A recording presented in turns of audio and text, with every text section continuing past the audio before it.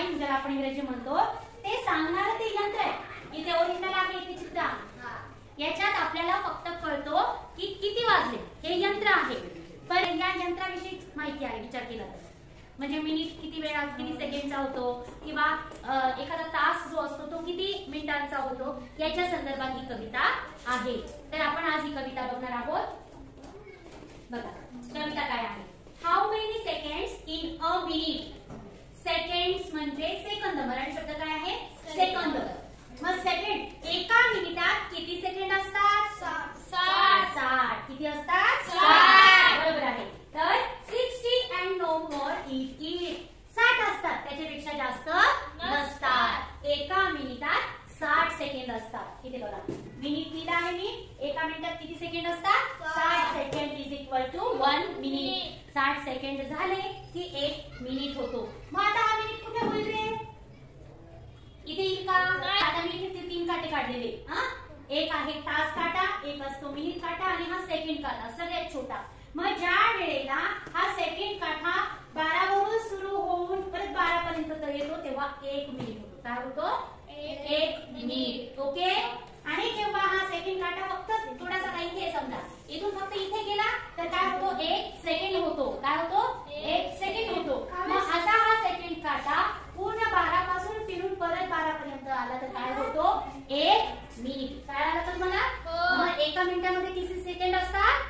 60 second. बघा how many minute in अन आवर।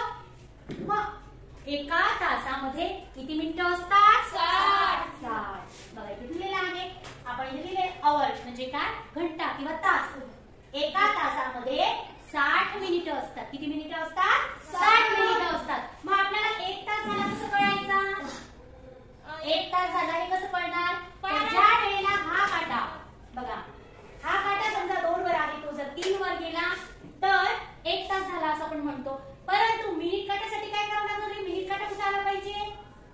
ज्या वेळेला 12 पासून परत 12 पर्यंत येतो तेव्हा 1 घंटा। हा जो काटा दिसतोय ना, हा मिनिट काटा आहे। कोणता काटा आहे? मिनिट काटा। हा आवर काटा आणि हा सेकंड काटा। मग जेव्हा हा मिनिट काटा फिरत फिरत पूर्ण 12 वर वापस येतो त्यावेळेला होतात 60 मिनिटं। काय होतात? 60 मिनिटं। आणि ते 60 मिनिटं झाले की हा जो अवरचा काटा असतो की नाही, तास काटा म्हणतो आपण ज्याला मराठीत, तो हळूहळू 3 पर्यंत येतो, म्हणजे पुढच्या अंकापर्यंत येतो तेव्हा होतो अवर। 1 अवर 1 तास। कळलं का? पुढे how many hours in a day. बघा समजा आता किती वाजले? आता वाजले 12 वाजले आणि असं फिरून रात्री 12 पर्यंत झाल्यावर किती होईल? 12 तास होतात। परंतु उद्या 12 पर्यंत ही घड्याळ आली तर 24 तास होतात। मग असा मिळून काय होतो? 1 दिवस। जसं आपण सकाळी 6 वाजेपासून उठतो मग परत सकाळी 6 वाजतात तर असा पूर्ण कोणता दिवस होईल? 1 दिवस। कळालं का? मग त्या 24 तासांचा काय बनतो? 1 डे बनतो। काय बनतो? 1 डे। म्हणून 40 hours is equal to 1 day. मग आता ही 24 काय कविता आहे? How many hours in a day 24 for work and play. हे 24 जे आवर्स आहे ते कशासाठी आहे? काम करण्यासाठी आणि खेळण्यासाठी आहे। पुढे how many days in a weak. आणि तुम्हाला माहिती आहे 7 दिवसांचा एक आठवडा होतो। या 7 दिवस जर एकत्र आले 7 दिवसाला आपण काय म्हणतो? हे आठवडा। 1 वीक। मग 1 week is equal to 7 days किंवा 7 days is equal to 1 week. म्हणजे एक आठवडा किती दिवसांचा असतो? 7 दिवसांचा असतो। मग बघा how many days in a week 7 both are here to speak. आपल्याला आठवडा जो असतो तो ऐकण्यासाठी असतो आणि बोलण्यासाठी असतो।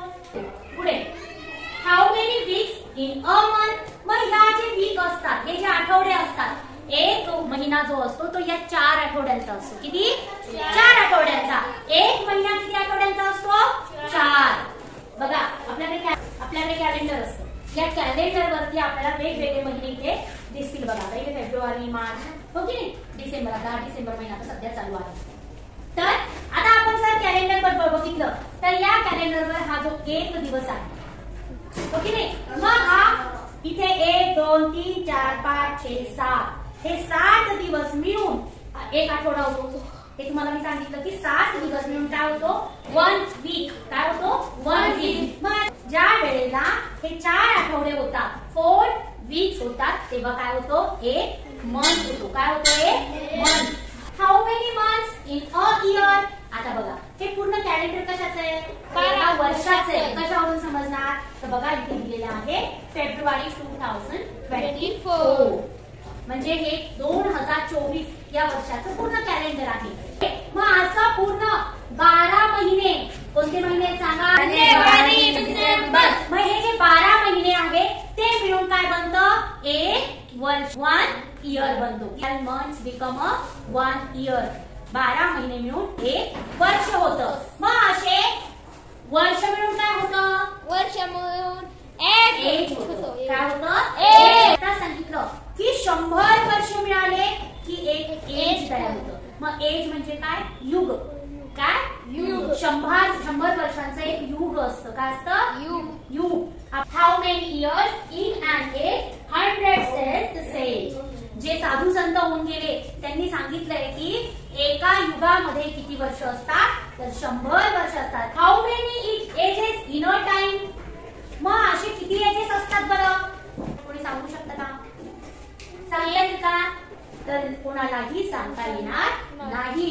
म्हणून शेवटी दिलेलं आहे how many ages in time no one knows the time.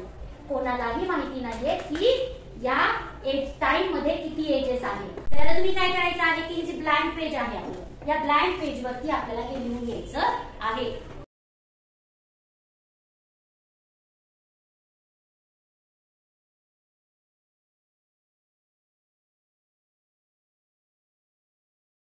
या ब्लँक पेजवर ओके.